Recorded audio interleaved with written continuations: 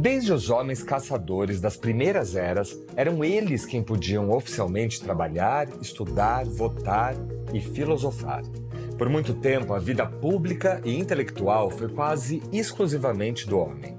Ainda que as mulheres exercessem sua intelectualidade, raramente iam para as capas dos livros, e tantas foram descreditadas e desacreditadas. Assim, a história do mundo vem sendo contada de forma parcial. As intelectuais de hoje buscam resgatar do apagamento suas antecessoras para, junto a elas, criar um mundo onde a segregação por gênero, cor, lugar de origem e classe social não determine mais quem deve ou não participar e contar a história do mundo. Filosofia, substantivo feminino. Tema desta série do Café Filosófico. Quando percorremos a história da filosofia, nos deparamos com uma grande ausência, uma grande lacuna.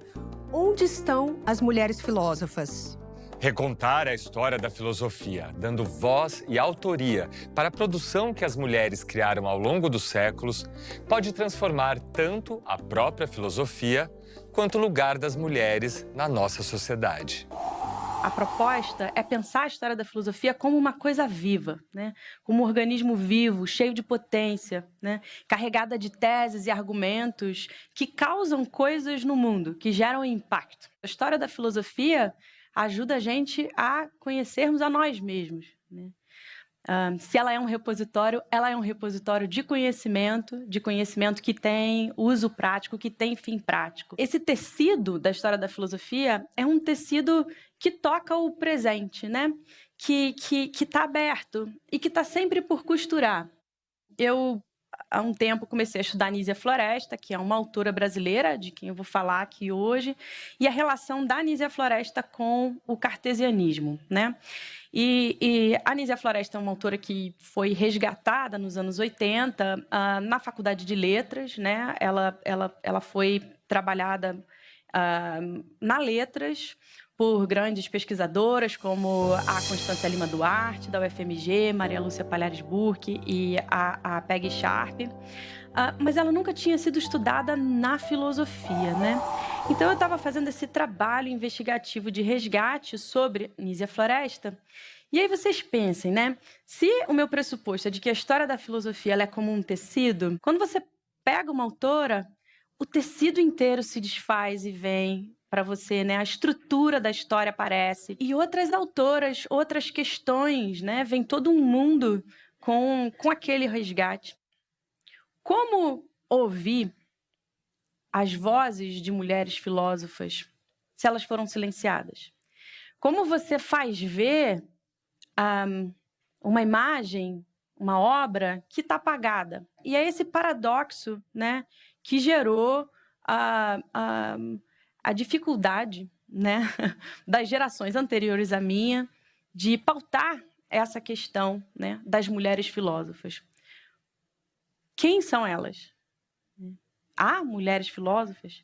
Hoje, com toda a certeza, a gente pode dizer, com segurança, que houve e haverá mulheres filósofas. Tem uma questão clássica que é trabalhada desde a antiguidade filosófica, que é o seguinte: como é que a filosofia começa? Como é que a gente começa a filosofar? Por que a gente filosofa, né? E a resposta tradicional é que a filosofia começa com o espanto, né? A filosofia começa com o maravilhamento sobre as coisas do mundo. A gente vê a natureza, se vê na natureza e pergunta, né, o que a gente está fazendo aqui, quem a gente é e qual o nosso lugar frente às coisas naturais, frente aos fenômenos naturais. Então, a filosofia nasceria dessa vontade de conhecer a natureza. E aí tem uma autora que vocês vão ver que ela vai aparecer aqui diversas vezes, né? Que a gente não sabe quem é, porque as mulheres filósofas ao longo da história, muitas vezes, não podiam assinar seus próprios nomes, né? Então, tem uma fala da Virginia Woolf que é assim, né? Toma um autor anônimo. Provavelmente esse autor era uma mulher. E a gente considera que o anônimo a figura por trás do anônimo é um homem, né? Mas muitas das vezes a figura por trás do anônimo é alguém que não podia assinar. E não podia porque era proibido colocar sua voz publicamente, seja porque eram casadas, precisavam da permissão dos maridos, né? Seja porque não iam ser levadas a sério por ter colocado a sua voz em público. É como se a mulher que, no passado, a mulher que falasse em público, ela estava se expondo como as prostitutas se expõem, né? Como se ela estivesse ficando nua na frente dos outros, né? Então, as autoras anônimas anonimizavam os seus textos e quando colocavam a sua assinatura nesses textos, muitas vezes essa assinatura vinha com uma descrição, assim, né? Então, esse texto é o texto de Sofia, uma pessoa de qualidade, a person of quality, né? Ela dizendo assim, olha, eu estou falando em público, mas eu tenho modos. Eu tenho virtudes, eu falo de um lugar, né, que é um lugar de ético, né? E aí ela tem esse texto, né, que é de uma autora que a gente não sabe quem é, né, uma anônima, mas ela usa o pseudônimo Sofia, uma pessoa de qualidade, e ela produziu esse texto, que é um texto fundamental, chamado Women Not Inferior to Men. A mulher não é inferior ao homem, né? E aí tem um longuíssimo subtítulo que não vem ao caso, mas esse texto é um panfleto, né, anônimo, feminista, radical, da Inglaterra do século XVIII. Então, na Inglaterra, no século XVIII, houve uma guerra de panfletos. Então, assim, com a democratização da imprensa, a gente está falando no século XVIII, as pessoas compartilhavam as ideias em pequenos livrinhos, né? Em pequenas obras curtas, que serviam para ser lidas e divulgadas rapidamente. Então, o panfleto Sofia, ela abre a obra dizendo que um autor célebre uma vez disse que a filosofia nasce do espanto. Mas se ele não tivesse dito isso, será que ele diria que a filosofia também nasce da indignação contra o preconceito? E aí é isso, né? Essa questão clássica que é a filosofia nascendo da indignação, a filosofia nascendo do maravilhamento com as coisas do mundo, com as coisas naturais. Vem uma mulher e fala, não, calma aí, a filosofia também nasce da indignação. A filosofia também nasce da vontade de transformar as coisas, né? Ela nasce também de um incômodo. E aí você sai desse paradigma da filosofia nascendo como a partir de um espanto com as coisas naturais, de um maravilhamento, para a filosofia nascendo a partir dessa vontade de mudar o estado de coisas, de mostrar a falsidade dos preconceitos. A Sofia faz esse deslocamento da questão, né? E diz que a filosofia nasce, então, da nossa incompreensão do nosso lugar na sociedade. A filosofia também pode nascer daí. A maior parte da história humana documentada apresenta uma enorme lacuna de dados. Começando pela teoria do homem caçador, os cronistas do passado deixaram pouco espaço para o papel das mulheres na evolução da humanidade, seja cultural ou biológica. Em vez disso, as vidas dos homens foram tomadas para representar as dos humanos em geral. Quando se trata das vidas da outra metade da humanidade, muitas vezes não há nada além de silêncio. E esses silêncios estão por toda parte. Toda a nossa cultura está cheia deles. Filmes, notícias, literatura, ciência, planejamento urbano, economia. As histórias que contamos a nós mesmos sobre o nosso passado, presente e futuro. Todas elas são marcadas, desfiguradas por uma presença ausente em forma de mulher. Esses silêncios, essas lacunas, têm consequências. Elas impactam a vida das mulheres todos os dias. A Carolina Criado Pérez, ela faz nessa obra uma investigação sobre como a ausência de dados sobre mulheres em geral, né? O fato da ciência, muitas vezes, escolher como objeto de pesquisa os homens, medir os homens, né? O homem vitruviano, de Leonardo da Vinci, é um homem. As medidas são universais, são as medidas masculinas, né? Como isso, na verdade, impacta diretamente a nossa vida em questões que a gente nem percebe, como justamente planejamento urbano, fábrica de carros, a altura do cinto de segurança, né? A posição do airbag, coisas que fazem com que o produto construído, o produto criado, seja falho, se ele quer ser um produto que atenda a todos, né? Eu gosto dessa expressão, né? Lacuna de dados de gênero. Essa expressão é muito importante, porque é disso que se trata, né?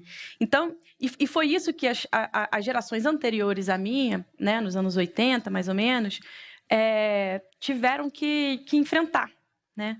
Essa lacuna de dados a respeito das mulheres filósofas, né? Então, o esforço, né, delas foi esse esforço de encontrar, digamos assim, o maior número de nomes de mulheres filósofas possíveis, né? E, assim, uma das consequências, né, dessa ausência, ela termina, a Carolina Criado Pérez termina essa citação, né, esse parágrafo falando que as lacunas têm consequências, né? E aí, uma dessas consequências é justamente, além dessas sociais, né, essa lacuna negativa para a pluralidade do pensamento, né? Ela implica num problema ético, né? Num problema de responsabilidade científica por parte dos pesquisadores. Né? Porque aí, no final das contas, no que diz respeito ao nosso caso, que é a história da filosofia, né, a gente percebe que a história da filosofia tradicional tem viés de gênero, mas pendendo para uma narrativa heróica, muitas das vezes heróica, né, que os homens letrados europeus construíram sobre si mesmos e contaram para si mesmos para convencê-los de que de sua exclusividade, né, assim, de sua superioridade, no final das contas. É óbvio que a filosofia não é só isso, né? É óbvio que a filosofia não pode se limitar a essa história, a essa narrativa. Porque se ela for isso, ela é dogmática. E a filosofia, enfim, um dos princípios da filosofia, ela não ser dogmática, né? Pensamento voltando sobre si mesmo criticamente. Para que a filosofia seja universal, ela não pode ter viés de gênero. É preciso, então, como um primeiro passo, fazer aparecer o nome das mulheres filósofas, ir nos arquivos, preencher a lacuna, as evidências negativas com evidências positivas, né? Com informação. Esse fato, né, da nossa necessidade de preencher essas lacunas e o fato de que essa lacuna é contingente, né, é uma lacuna circunstancial, uma lacuna que poderia não existir, esse fato é um fato também que foi tematizado por Sofia na obra Women Not Inferior, nesse panfleto anônimo, né, no século XVIII. Ela argumenta que a condição social das mulheres não é fruto da nossa própria natureza, não é uma consequência da natureza das mulheres, né? Que a nossa condição social, a condição social das mulheres, é fruto de hábitos, de costumes que poderiam ter sido diferentes, que poderiam ter sido outros, mas que foram naturalizados e usados para justificar uma posição de inferioridade. No próximo bloco... Não pesquisar a filosofia de mulheres filósofas na verdade, alijar as mulheres, né, de um direito à memória, né, a uma memória coletiva.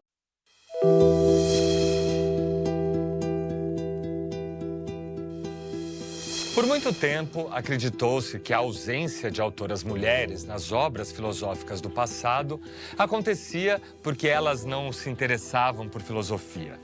Hoje sabemos que era a filosofia que não se interessava por elas. As mulheres foram sim privadas de educação, mas não da sua capacidade de pensar, questionar e criar. Recolocar as mulheres na sua condição intelectual de pensadoras é ser justo com o passado. E é também nos devolver a possibilidade de sermos autoras da história de cada uma de nós. Então a gente está nesse momento, né? Eu considero que é um momento de pesquisar as obras, reconstruir os argumentos, fazer exegese, né? Fazer o estudo das obras muito complexas, obras com estruturas filosóficas, principalmente porque as mulheres foram excluídas do ensino superior até o final do século XIX. Então, a filosofia clássica tradicional, ela está muito ligada à produção científica que acontece dentro dos institutos de educação, né? Dentro do ensino superior. Os comentários a São Tomás de Aquino, por exemplo, né? Os comentários a Aristóteles são obras que são feitas num contexto. As disputátios medievais são feitas dentro de um contexto de formação, né? Então, certamente, você vai pegar uma obra de uma mulher filósofa do século XVII, ela vai diferir em tom, vai diferir em estilo disso que a gente está acostumado, né? O momento em que a gente se encontra é de fazer esse tecido ser levantado e mostrar que as ideias dessas filósofas têm um efeito causal, né? Que as ideias elas têm um efeito no mundo, que essas mulheres publicaram livros, que essas mulheres tiveram, né, construíram teses, argumentos e que esses argumentos tiveram um efeito no mundo. Esses passos eles geram muitos incômodos, né? Muitos incômodos. E novamente Sofia trata desse incômodo no panfleto, que ela diz que assim é muito difícil. As grandes transformações na história geram muitas resistências, né? Porque é muito difícil uma pessoa que passou, e ela usa exatamente essa analogia, né? Para alguém que passou a vida toda acreditando no sistema geocêntrico do Ptolomeu, né? No qual a Terra é o centro e o Sol gira em torno da Terra, a pessoa passou a vida toda acreditando naquela tese. De uma hora para outra, ela tem que acreditar que, na verdade, o modo de explicação do real mais adequado é o sistema heliocêntrico copernicano, né? Onde, na verdade, é o Sol que está no centro e a Terra gira em torno de si mesma e do Sol, né? E aí ela diz, é isso que acontece com os homens filósofos. Eles achavam que o mundo girava em torno deles e agora não gira mais. E isso é muito difícil de aceitar. É como se ela dissesse assim, quando for reconhecido que as mulheres, na verdade, estão fazendo filosofia, e quando elas começarem a ser aceitas como indivíduos racionais que podem fazer filosofia e podem ensinar filosofia, isso vai exigir uma revolução copernicana no conhecimento. Quem usou esse argumento? Em 1781, 50 anos depois, o Kant na Crítica da Razão Pura. O projeto de resgate, ele envolve uma questão de fato e uma questão de direito, né? Uma questão de fato, porque é fato que mulheres filosofaram. E aí, por isso, é preciso fazer esse fato vir à tona, indo para os arquivos e passando por esses passos, né, que a gente passou, pelos quais as anteriores, né, passaram. Mas também é uma questão de direito, porque não falar das mulheres filósofas é impedir que as mulheres conheçam a sua própria história, conheçam a sua própria história intelectual, né? Saiba como a sua condição social foi pensada, saiba como outras mulheres pensaram a si mesmas ao longo da história. Então é uma questão de direito, não contar a história de mulheres filósofas, não pesquisar a filosofia de mulheres filósofas, na verdade, alijar as mulheres, né, do direito à memória, né, a uma memória coletiva. E o direito a se ver, né, a ter no seu próprio imaginário esse espaço de pensamento, para que possam se apropriar desse espaço de pensamento como filósofas, como pensadoras também. E aí tem um grande tema que sempre existiu na história da filosofia, pensado também por filósofos canônicos, que é a questão das mulheres. Se chama assim mesmo. O nome tradicional dessa questão é querelle des femmes. Não é só uma questão política, não é só acerca do lugar social que as mulheres ocupam, mas é uma questão metafísica, porque pergunta o que é ser mulher, o que quer dizer ser mulher frente ao ser homem, e aí homem universal, né? Ou não. O que é ser humano, né? O que é ser humano e ter um corpo, né? Isso é a questão da querelle des femmes. O que significa ter um corpo? E o que significa ter um corpo feminino, né? É uma questão epistemológica também, porque é assim, né? O que esse corpo pode conhecer? Uma questão colocada pelo Spinoza, né, diversas vezes, assim, o que um corpo feminino pode conhecer, né? E também é uma questão política, porque a pergunta assim, né, quais são as condições de possibilidade de experiência pública desse corpo? Quando a gente pensa na Querelle des Femmes, a gente imediatamente pensa, poxa, o feminismo estava ali no século XVII, no século XVIII. A gente pode pensar de duas maneiras, né? Como a história do feminismo é contada hoje, aí aqui eu fazendo essa ponte da história da filosofia com o presente, né? O feminismo é contado a partir daquela chave das ondas, né? 3 ou 4 ondas do feminismo, né? A primeira onda seria a onda do sufrágio, da luta por direitos políticos, né? Cidadania, o voto feminino, o direito ao voto. A segunda onda, uma luta por direitos reprodutivos, né? Um momento da pílula anticoncepcional, o poder sobre o próprio corpo, né? Direitos sexuais, né? De expressão da sexualidade. E a terceira onda, né, ligada à crítica ao feminismo branco, né, e aos marcadores de identidade, né? Essa crítica que a gente vê hoje do feminismo interseccional, ela aparece ali na terceira onda como uma chave, né, de interpretação do feminismo. E a quarta onda, que seria essa onda agora definida pela tecnologia, pelo ativismo digital e um movimento nas redes de denúncia da situação social das mulheres, né? Então, assim, as redes funcionaram na quarta onda do feminismo como um grande catalisador da discussão, né? Como um grande fomentador, porque a desigualdade, ela não pode ser uma percepção subjetiva. Se eu só experimento a desigualdade como um desconforto, isso não tem muito efeito político. A desigualdade, ela precisa ser estabelecida como um fato coletivo, social. Todo mundo precisa reconhecer uma desigualdade para que ela se torne uma reivindicação que gera as condições para a garantia de um direito. Se por um lado a gente pode dizer que a Querelle des Femmes ela faz parte de uma história mais longa do feminismo e das reivindicações, né? Então, de alguma maneira, assim, há um fio condutor, né, que vai da Querelle às ondas do feminismo. Por outro lado, não se pode exatamente dizer que ali havia um movimento feminista. Os teóricos não chamam esse momento do estabelecimento do fato da desigualdade como um fato de interesse filosófico, como um fato de interesse público de feminismo. Eles chamam de algo como um protofeminismo, né? Um momento de construção de certas condições para para a emergência de um movimento político de reivindicação de direitos. E aí também a Querelle ela é considerada como se ela começasse no século XIII e fosse até o século XVIII. Mas, se a gente considera a Querelle desse modo, né, como a questão sobre a natureza metafísica, epistemológica e política desses corpos femininos, a gente encontra filósofos canônicos na antiguidade, como Aristóteles, né, que, de alguma maneira, ainda que negativamente, participam dessa questão. Não em defesa, mas apresentando o problema. De que maneira? O Aristóteles, na metafísica, ele diz que as mulheres têm uma racionalidade imperfeita e que essa racionalidade imperfeita legitima a sua condição social.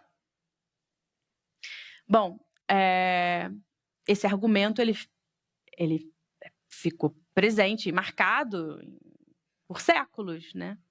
E por séculos esse argumento foi usado para justificar justamente a condição social das mulheres.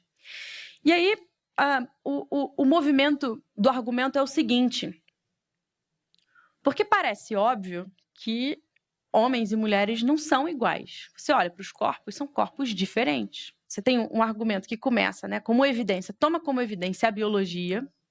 E aí esse argumento ele faz uma inferência da natureza dos corpos, da diferença biológica, para uma diferença de racionalidade. Então, se os corpos são diferentes, as mentes também são diferentes, a capacidade de pensar também é diferente. E, portanto, o espaço político ocupado por esses corpos deve ser distinto também. No próximo bloco... O primeiro grande movimento reivindicatório das mulheres filósofas, né, é pelo direito à educação, o direito a participar dessa vida pública e intelectual.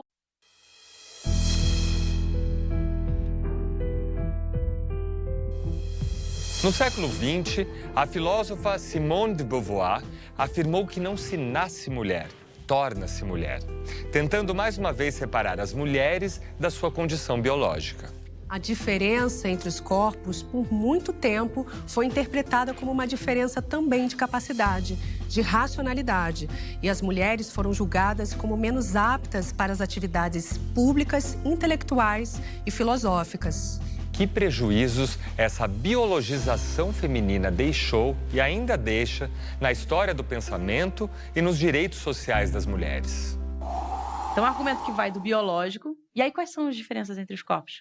Os homens são mais fortes, as mulheres são mais frágeis, os homens são corajosos, as mulheres são mais compassivas, né? As mulheres têm compaixão, as mulheres cuidam, porque as mulheres, biologicamente, são seres preparados para a maternidade, né? São seres que nascem com o potencial de gerar. E os homens, de fazer outra coisa, né? De prover. Bom, então você tem um argumento que sai da biologia, vai para a racionalidade e chega na política. O que gera o gatilho da transformação desse argumento é uma tese do René Descartes, é uma tese cartesiana, de um grande autor canônico da história da filosofia. O Descartes, ele tem duas grandes teses, né? Assim, tem várias, mas duas grandes teses que interessam aqui no projeto de resgate. O primeiro é o método da dúvida metódica, que é, eu não devo aceitar nada como verdadeiro, né, que não tenha passado pelo crivo da minha investigação racional, né? E para isso eu preciso deixar a tradição de lado. Então esse método da dúvida, ele é muito importante porque ele funciona como um martelo, né? Ele vai ali, enfim, criticando os hábitos sociais, né? Mas tem um outro argumento que é a separação mente-corpo, né? A gente, às vezes, considera que o Descartes é o grande vilão da filosofia moderna, porque justamente ele postula uma separação entre a natureza da mente e a natureza do corpo, o que nos desintegra como seres humanos holísticos, né? Não conseguimos ouvir as nossas sensações, as nossas emoções, não valorizamos a nossa capacidade imaginativa, porque, afinal de contas, devemos ser seres racionais para sermos seres morais, para sermos bons cidadãos, enfim. Mas a tese da separação mente-corpo, ela teve essa atração, né? Essa capacidade transformativa. Ela teve um impacto recebido, né? Utilizado por um padre cartesiano chamado François Poulain de la Barre, né? Que em 1673 publica uma obra chamada Da Igualdade entre os Sexos, né? De l'égalité des sexes, né? E aí o que ele faz? Ele aplica os princípios cartesianos ao mundo prático. E aí ele vai dizer, ora bolas, mas se os corpos são diferentes, isso não influencia em nada a capacidade racional desses corpos distintos, né? Então, assim, ele quebra o ciclo do biológico para o racional, para o político. Porque, afinal de contas, o sujeito, o cogito, ele define o ser humano, um ser universal. E aí, nesse sentido, as mulheres também são um ser pensante. Se o corpo não determina, né, a natureza do pensamento, então eu tenho uma libertação, uma liberdade, né, de definição, né, sobre a natureza da racionalidade feminina. É um grande absurdo pretender que as ciências são inúteis às mulheres, pela razão de que elas são excluídas dos cargos públicos, único fim a que os homens se aplicam. A virtude e a felicidade são tão indispensáveis na vida privada como na pública, e a ciência é um meio necessário para se alcançar uma e outra. Além disto, seja-me permitido notar o círculo vicioso em que este desprezível modo de pensar tem colocado os homens sem o perceberem. Por que a ciência nos é inútil? Porque somos excluídas dos cargos públicos. E por que somos excluídas dos cargos públicos? Porque não temos ciência. Esse trecho é muito central, né? Porque ele apresenta um círculo vicioso, né? Porque, assim, a gente tem que pensar que, no contexto, as mulheres não podiam frequentar as universidades. Era proibido, as mulheres não podiam ter um grau, não podiam ter um diploma, elas não podiam ensinar nas universidades. As mulheres não ocupam os cargos públicos, né? Não ocupam a vida pública, os cargos públicos. Por quê? As mulheres não têm formação. Por que as mulheres não têm formação? Porque é inútil formar as mulheres, é inútil elas irem para as universidades, porque elas não vão ocupar cargos públicos. Esse é o círculo vicioso, é um círculo vicioso que demorou muitos séculos para ser quebrado. E é por isso que o primeiro grande movimento reivindicatório das mulheres filósofas, né, é pelo direito à educação, o direito a participar dessa vida pública e intelectual, né, de participarem das universidades, né? E aí tem vários casos interessantes. Por exemplo, a Margaret Cavendish, na Inglaterra, em 1667, ela foi a primeira mulher a poder visitar a Royal Society de Londres, né, para assistir os experimentos do Robert Boyle. E sendo uma mulher aristocrata que já tinha escrito diversos livros em filosofia da natureza, né? Ela escreveu mais de 11 obras. E a primeira mulher a realmente se tornar membro da Royal Society foi se tornar membro da Royal Society só em 1945. E é muito interessante também que algo semelhante acontece na Academia Brasileira de Letras, né? Que a Júlia Lopes de Almeida, que nasce em 1862, ela participou do ato fundador da Academia Brasileira de Letras em 1897, mas o nome dela foi apagado da lista dos fundadores e quem tomou posse foi seu marido, porque mulheres não poderiam participar da Academia Brasileira de Letras, porque a Academia Brasileira de Letras estava seguindo ali as regras de formação da Academia Portuguesa de Letras. A primeira mulher a tomar posse da Academia Brasileira foi Raquel de Queiroz, em 1977. O que acontece no Brasil do século XIX, né? Bom, em 1808, né, chegada da corte portuguesa no Brasil, Dom João VI, muitas transformações acontecem aqui, né? Transformações institucionais, a imprensa é criada no Brasil, assim também. E no século XIX, logo depois disso, né, a gente vê, o Brasil se torna independente, com a difusão da imprensa era fácil imprimir livros, né, e chegavam aqui livros sem assinatura, livros sem autoria, ou às vezes livros com autoria sem verificação por pares, né? Não existia isso naquela época, mas tinha censura. E às vezes livros sem carimbo de uma editora. E aí chegou uma obra em francês que estava sendo, que era no livro, né? A autoria dessa obra era atribuída à autora inglesa Mary Wollstonecraft. Esse livro em francês é traduzido pela brasileira Nízia Floresta, traduzido para o português, né? E é traduzido como Direito das Mulheres e as Injustiças dos Homens. E a Nízia Floresta acha que ela está traduzindo Mary Wollstonecraft, Reivindicação dos Direitos da Mulher. Recentemente, em 1996, muito recentemente, descobre-se que essa obra não era uma obra de Mary Wollstonecraft, mas era o Panfleto Sofia. Então, a gente tem uma tradução do Panfleto Sofia, esse panfleto radical, feminista, inglês, da Guerra de Panfletos, no século XVIII, na Inglaterra, que, na verdade, é uma apropriação das teses cartesianas aplicadas, né, ao mundo social, né, que faz essa reivindicação dos direitos à educação a partir de uma visão sobre a natureza da racionalidade feminina, que é igualitária, né? A gente tem a tradução desse livro para o português, e a gente tem essa tradução desde 1832, feita por Nízia Floresta. Nem Nízia Floresta sabia que ela tinha traduzido o Panfleto Sofia. Por que a Nízia Floresta chegou nesse texto? O que fez ela querer traduzir Mary Wollstonecraft? No dia 15 de outubro de 1827, é promulgada a primeira lei da educação brasileira. Por isso que 15 de outubro é o dia dos professores. Nessa lei, há uma proposta de currículo para a escola das meninas e para a escola dos meninos. As meninas vão estudar tudo aquilo que os meninos vão aprender, menos a matemática avançada. E a sua educação vai ser voltada para as prendas domésticas.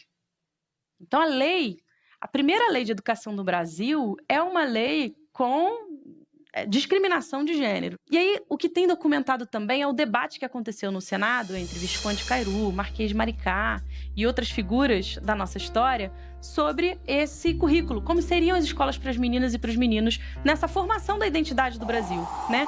E aí, tem uma passagem que é assim, o Visconde Cairu diz: nós não podemos importar ideias, né? Porque o iluminismo, né? A gente está falando o panfleto Sofia, Descartes, né? São obras que emergem no contexto do iluminismo europeu, no momento de transformações, né?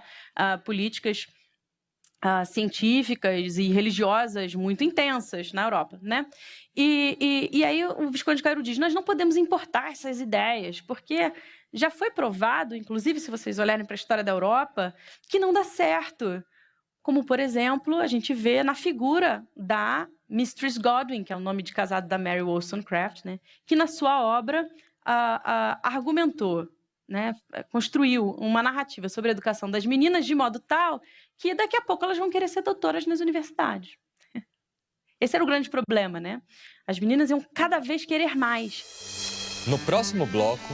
A educação precisa acontecer, então, diz ela, dentro das instituições educacionais, mas também fora delas. Não adianta uma transformação na educação sem uma transformação na cultura, né? Sem uma transformação nas famílias.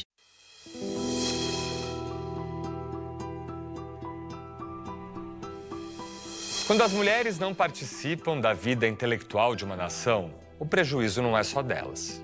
O resgate que tem sido feito atualmente das vozes e obras silenciadas de filósofas, cientistas, pensadoras é um grande resgate também da dignidade das nações, do nosso direito à memória e ao pertencimento. E aqui no Brasil, essa luta pelo direito intelectual da mulher começou há muito tempo. Povos do Brasil, que vos dizeis civilizados. Governo, que vos dizeis liberal. Onde está a doação mais importante dessa civilização, desse liberalismo? Temos testemunhado o empenho dos homens pensadores das nações cultas em harmonizar a educação da mulher com o grandioso porvir que se prepara à humanidade. Nada, porém, ou quase nada, temos visto fazer-se para remover os obstáculos que retardam os progressos da educação das nossas mulheres, a fim de que elas possam vencer as trevas que lhes obscurecem a inteligência e conhecer as doçuras infinitas da vida intelectual a que têm direito as mulheres de uma nação livre e civilizada. E aí, a Anísia Floresta, ela é uma diretora, ela cria sua própria escola, né, o Colégio Augusto, e ela está pensando justamente a educação das mulheres, né? Então, ela tem um interesse direto em pautar o debate, né, do direito à educação. Mas o Opúsculo Humanitário é uma obra autoral da Anísia Floresta sobre filosofia da educação, onde ela faz uma leitura sobre o estado da educação no Brasil, mas sempre a partir desse olhar de crítica à colonização portuguesa, né? De crítica aos efeitos nocivos da colonização. Ela também tem interesse em defender um projeto civilizatório para o Brasil, né? O importante aqui é que a Anísia Floresta ela mostra que o Estado, os hábitos que estão sendo criados no Brasil no começo do século XIX são hábitos que estão sendo recebidos, né, da metrópole irrefletidamente, né? E que é preciso que a gente ganhe uma certa independência, né, desses hábitos vindos com a colonização. A Anísia Floresta ela considera que a educação, o espaço que as mulheres ocupam numa sociedade é um parâmetro de avaliação do grau de civilização que uma sociedade tem. Então, ela tá ocupando um espaço muito importante, que é o espaço de ajudar a construir a identidade nacional mesmo, no momento da construção de um Brasil-nação, né? Então, ela está pensando quais as bases, quais os valores que vão sustentar a nossa sociedade, né? E aí ela diz que o Brasil, como civilização, vai se tornar livre e independente no momento em que ele pensar a sua educação como um mecanismo de libertação, né? E não de opressão, né? Então, ela faz uma leitura sobre as instituições educacionais e diz que elas parecem prisões E aí é interessante porque é uma fala que ressoa na contemporaneidade, né? O Foucault também falou isso. E aí ela fala que a educação precisa ser pensada no Brasil como algo que não acontece só na escola, mas também fora dela, né? Porque não adianta a gente ter instituições de educação elitizadas, instituições de educação nas quais a gente ensina bons valores, né, para os alunos, se o aluno vai sair da escola, vai chegar em casa e ele vai ver a violência da escravidão. E ele vai ver a violência das relações raciais. E ele vai para a rua e ele vai ver a desigualdade, ele vai ver os povos originários do Brasil, ela fala dos indígenas, marginalizados, né? A educação precisa acontecer, então, diz ela, dentro das instituições educacionais, mas também fora delas. Não adianta uma transformação na educação sem uma transformação na cultura, né? Sem uma transformação nas famílias. E aí, nesse sentido, a educação, ela é esse triângulo, né? Família, cultura, escola, que precisa, de alguma maneira, caminhar junto para a garantia do avançar desse projeto, né? Porque, afinal de contas, assim, o que a Anísia Floresta faz em Opúsculo Humanitário? Ela diz, se o sujeito é definido pela sua capacidade racional, se o ser humano é definido pela sua capacidade de pensar, e isso não é a função das diferenças entre os corpos, né? Eu não vou do corpo eu não vou da diferença entre os corpos para inferir uma diferença de mentes, eu vou agora da diferença entre os corpos, ok, mas eu reconheço uma igualdade de capacidades racionais. A crítica que ela faz à tradição europeia tudo bem, isso implica que as mulheres também são seres racionais.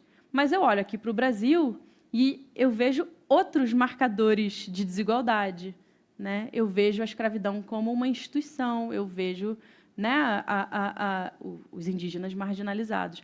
Então, ela amplia o uso desse argumento para, enfim, defender o abolicionismo, né, o fim da instituição da escravidão, para defender a incorporação da cultura indígena no Brasil, né? Ela faz uma crítica profunda ao lugar que as mulheres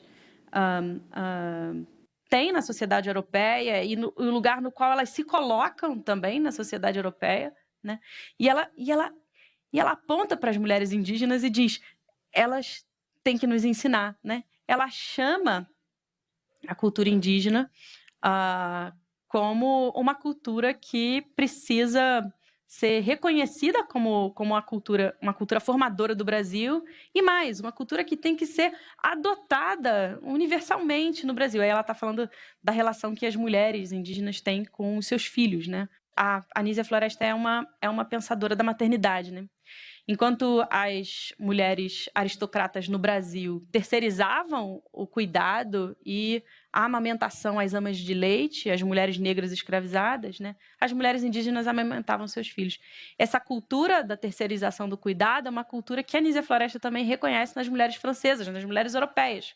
Então, ela faz uma crítica ao lugar, né, da maternidade na Europa e chama, né, as mulheres indígenas para participar dessa formação do Brasil. A Anísia Floresta, ela então, com essa obra Direito das Mulheres e Injustiça dos Homens, que é a tradução do panfleto Sofia, ela pauta o debate da educação, né, do direito das mulheres à educação, da emancipação das mulheres via a reconhecimento da sua própria capacidade racional, da sua capacidade de pensar, né? E isso abre um espaço para o debate.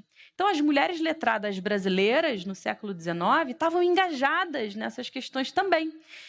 Então, surgiu, né, na capital, no Rio de Janeiro, do século XIX, um grupo muito prolífico, né? Um grupo muito fértil de mulheres autoras, de mulheres editoras e de mulheres leitoras, que estavam ali criando jornais, periódicos, para serem lidos por outras mulheres. E nesses jornais, nesses periódicos, tinham ensaios sobre a condição social da mulher.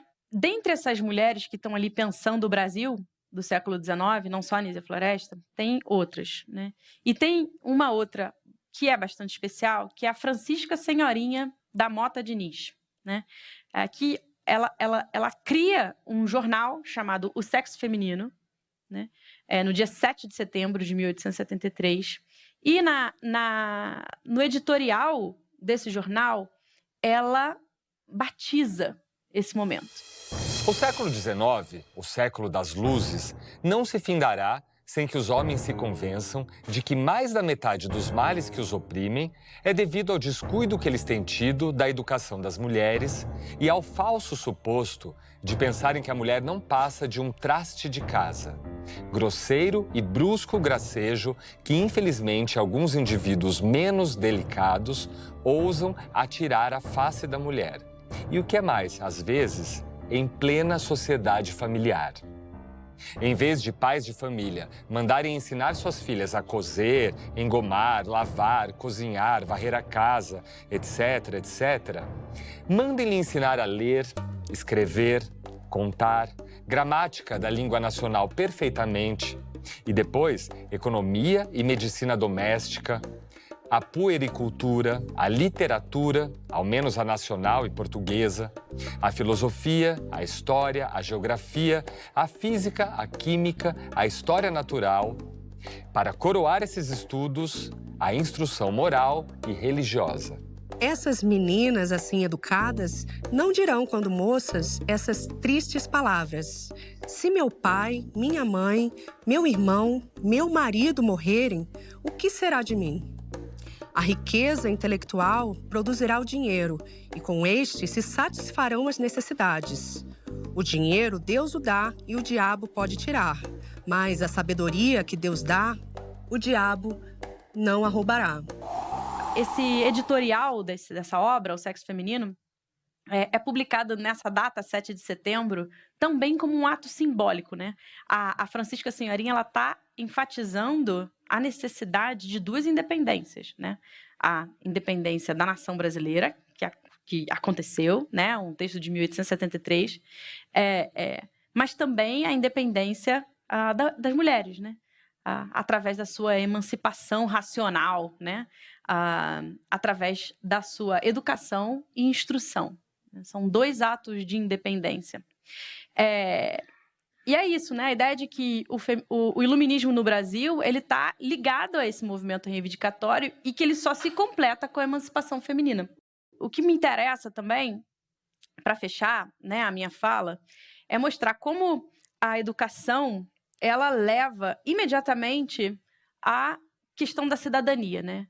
E que a educação, ela é uma ponte para a cidadania, né? Porque logo depois dessa reivindicação pelos direitos à educação, o próximo ponto de pauta é o sufrágio, né? Então, o sufrágio, ele é visto como uma questão que não é só uma questão política, é uma questão também existencial. A nossa participação política, né, é uma camada da existência que permite, né, que a gente viva plenamente, né, nosso ser, a nossa capacidade de pensar, inclusive, né, e de decidir os rumos da nação, decidir onde queremos ir, né. Esse processo, então, de resgate, né, para terminar, ele é uma responsabilidade ética e científica, né? E é um projeto que envolve também uma responsabilidade social, né? E que ele precisa culminar com uma reflexão sobre a nossa formação, uma reflexão sobre as nossas expectativas sociais, uma reflexão sobre o currículo, né? E o cânone da história da filosofia. Mais reflexões no site e Facebook do Instituto CPFL e no canal do Café Filosófico no YouTube. E a outra estratégia é também pensar em como contar a história da filosofia a partir de outros marcos geográficos, né? Outros marcos temporais que não, por exemplo, a história da Europa, né? A Revolução Francesa, a Segunda Guerra, e não, por exemplo, a independência do Brasil, a nossa proclamação da República, a colonização, né? Como parte desse momento de formação da modernidade, né?